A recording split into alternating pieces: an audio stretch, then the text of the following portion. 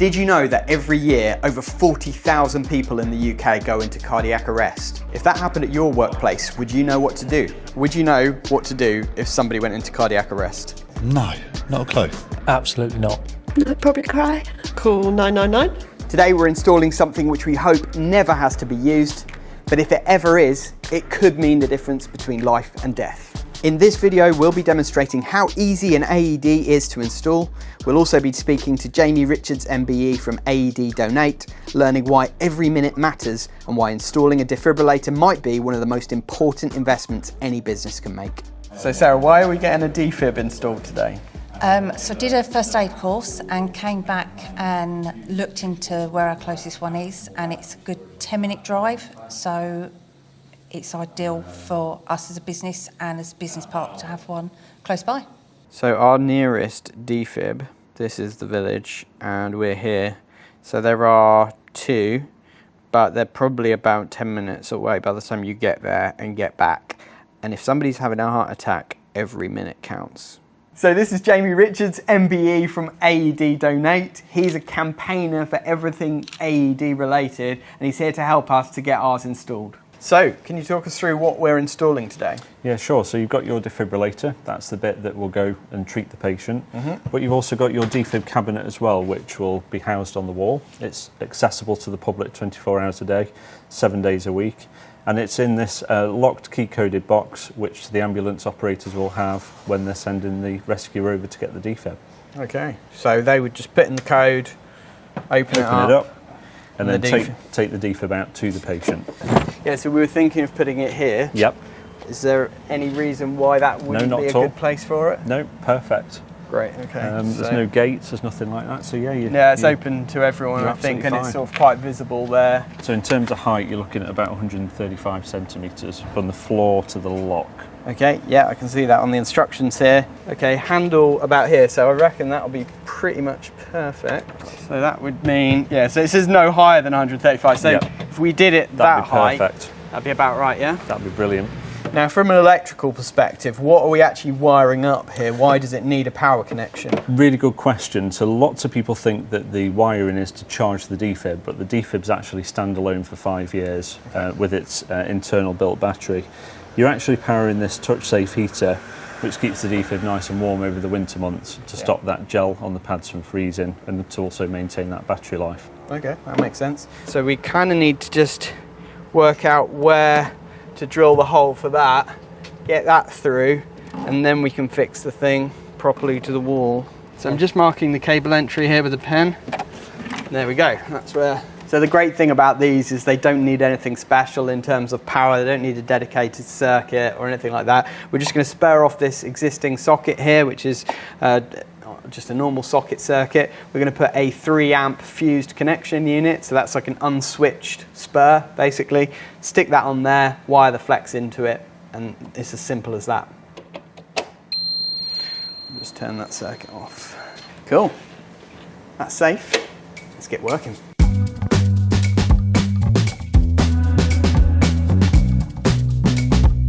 So I'm going to cut a 20mm hole and just put a grommet in there, and then I can seal it up nicely with some silicone.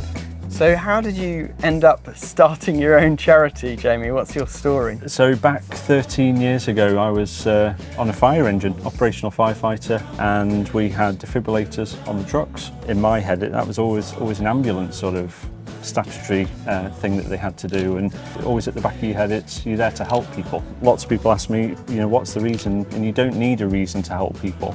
Everyone is capable of doing that. Everyone's capable of playing their part in the community. It took me a little while to hammer notice in.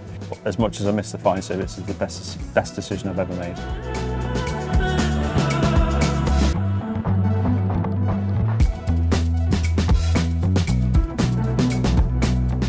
Oh, that was a bit tight. So we've come through exactly where I planned, right next to these other cables, so we can just run our flex along and into our spur. So this flex is about 1.5 meters, 2 meters long, something like that, so we might actually have to extend it. Ta-da! And it looks like the cable's just going to be long enough. Perfect. When it comes to the funding that you guys offer then for these things, what is the sort of funding that you provide? So on average we give £300 funding per site. Yeah. I think you guys had that as well. We did, thank you. Yep. And that's raised through various charitable activities that we do, from grant making. We have charity shops that also fund the work that we do. How much would it cost then to install one of these after the grant, do you think? So after the grant and before VAT, obviously we still have to apply VAT. Defibrillators aren't exempt, believe it or not. Yeah. But about £1,300 installed for everything, including training, registration, that whole package. Yeah, that's nothing if it can save somebody's life. Absolutely not. Right, so cable's through. I'm going to prep this side now. I've got to put a switch, not a non-switched. The reason it shouldn't be switched is because you don't want somebody turning it off by accident and then finding that when it comes to actually needing to use it, it's knackered because the heater wasn't working and it froze during the winter. So we're going to install a non-switched spur for this so that it will always be powered and nobody can tamper with it.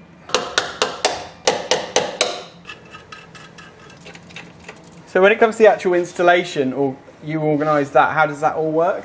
So we've got a bank of about 200 installers across the country.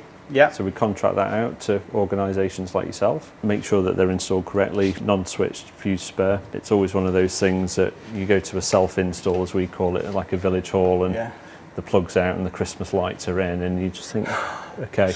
And then the other key thing is to make sure that they're installed on an accessible wall. So we don't want them behind locked gates, we don't want them just outside, not plugged in. We don't want them at the top of a flight of stairs or something like that. So before I start tidying the cable up here and connecting it in, what I'm going to do is make sure it's properly mounted on the outside so that we get the exact amount of slack back through this wall and into this spur, and then we can start wiring it in. Yeah, good job I checked.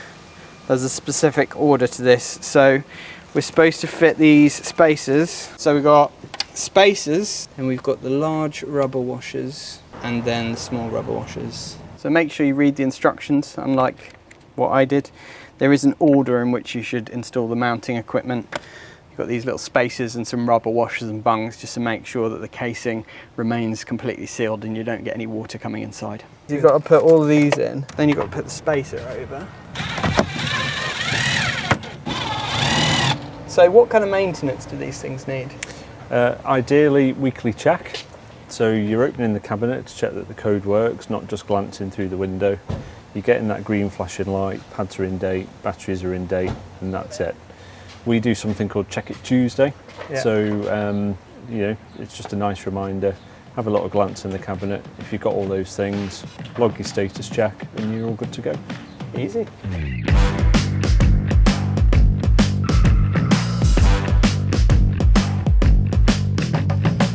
That's all solid, fixed to the wall and nice and level. There we go.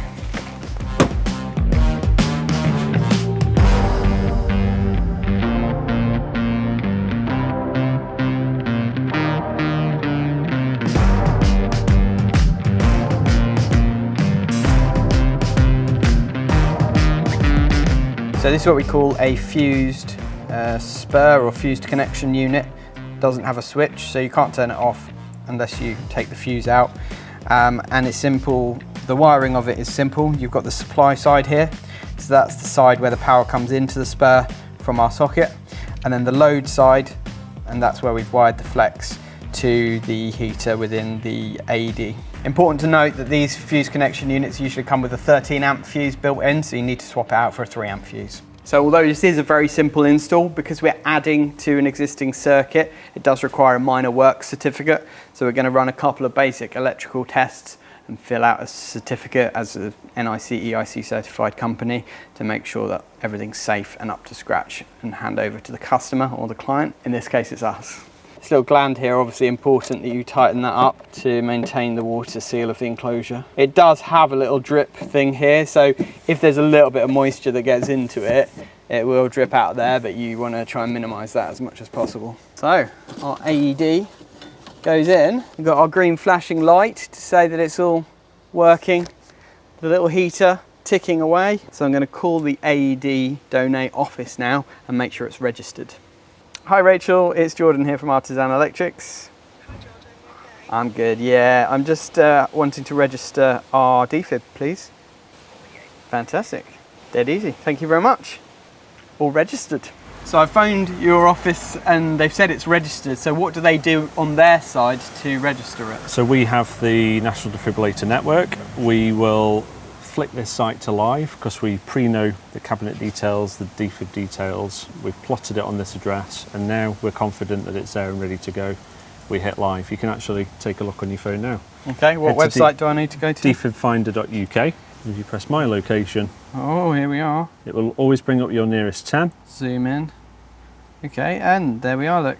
And if you click on this pin here, and then Artisan all those Electrics. details up, Hey, fantastic. you're there, you're available 24/7, all day, every day, Yeah. and your address. So now that it's all up and running, we've invited some of the local businesses from the area to learn how it works and how it saves lives.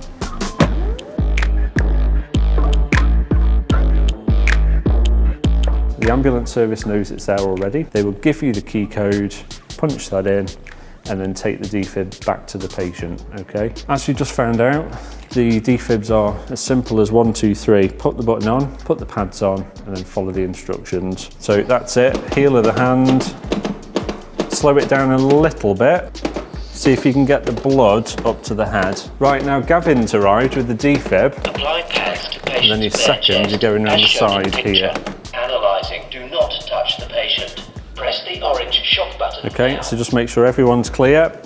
Clear. Okay, brilliant. Press the orange shock button. Shop delivered. It literally is as simple as that. The communities across the UK literally can be empowered to go on and save someone's life. So obviously with essential devices like this, they need power constantly. In winter, if that heater loses power, the device could potentially freeze and be ruined. The good thing is here at Artisan HQ, we've got our own solar and battery system which gives us full backup power for our entire building. In fact, we even made a video where we ran this building completely off grid for a whole month. So we're not worried about power cuts here because we know that the business will keep going, and that includes keeping the defibrillator going even if there's a power cut in the local area. So this is Sarah from our office. She's the one who answers the phones and she's the one who's organised all of this. So thanks, Sarah, for sorting it all out. Okay. I've got a question for you. Yep. Why are we putting it on the outside of the building rather than just having it inside the office? Basically to make it more accessible to more people. The chance of somebody going into cardiac arrest just between 8 and half 4 when we're open are slim. So this way, if it's been on the outside of the building, someone calls for an ambulance, they can direct them to here to save more lives. That's fantastic. Thanks, Sarah. Thanks for coming over, guys. And if you want to pass the information on to other people in your company and try and sort of spread the word a little bit, that'd be good. I think raise awareness that it's here. And you know, we're doing a video about this because we want to try and make other businesses aware that this is actually a thing that you can do at your company, and hopefully get more electricians involved in installing them as well, you know. So you've helped install thousands of these out in the wild, but what I want to know is, are there any really outstanding stories of people whose lives have been saved by these things? There are. There's one that sticks with us, Jack. Jack was 19 when he had his cardiac arrest, now 21. He was playing football. Young, fit, energetic lad, no sort of heart conditions or anything like that, and just dropped on the pitch whilst playing football. There was one of these exact boxes about 40 yards away from where he was, and with some fantastic CPR from his football teammates, with the one shock he had from the defib, and of course the paramedic and air ambulance crews. He was put in, it happened on the Saturday, induced coma until the Tuesday, out of hospital the Saturday after, and I was in M&S having a coffee with him on the Tuesday morning. Wow. Really brilliant, remarkable story, and he's gone on to be our ambassador. People think cardiac arrests happen to males over 65, but it really doesn't. It really can happen to anyone. So the question is, do you know where your nearest defib is? To your business or to your home? If you don't, it's definitely worth finding out. And if there isn't one nearby, now's the time to take action and try and get one installed near you, because this is probably the only electrical installation I've ever done where I hope it never gets used. But if it is needed, it's here and it could save somebody's life. And that makes everything that we've done today worth it. If you'd like help installing an AED, there'll be a link below where you can get help from AED Donate. And if you'd like any kind of electrical work doing, there's a link where you can get a quote from Artisan Electrics. But either way, thanks for watching, and we'll see you on the next one.